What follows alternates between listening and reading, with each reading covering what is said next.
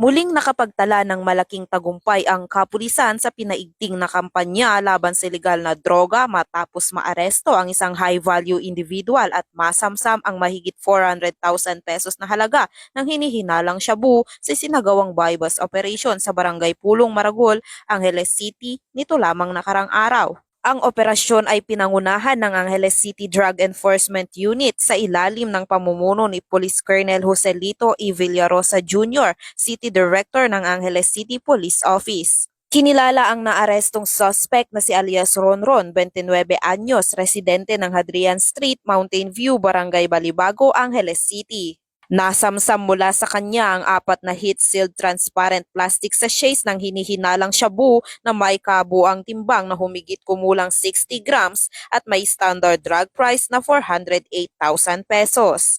Dinala sa tanggapan ng Angeles City Drug Enforcement Unit ang suspect at ang mga nakumpiskang ebidensya para sa tamang dokumentasyon at kaukulang disposisyon. Nahaharap ngayon ang suspect sa kasong paglabag sa Sections 5 at 11, Article 2 ng Republic Act 9165 o ang Comprehensive Dangerous Drugs Act of 2002.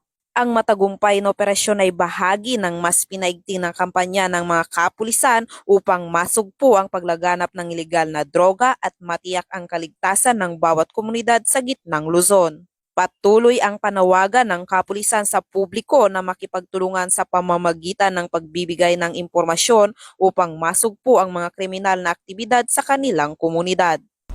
Mula dito sa gitnang Luzon, ako ang inyong PNN correspondent, Patrolwoman Jilly Advincula Peña, alagad ng batas, tagataguyod ng Balitang Pulis.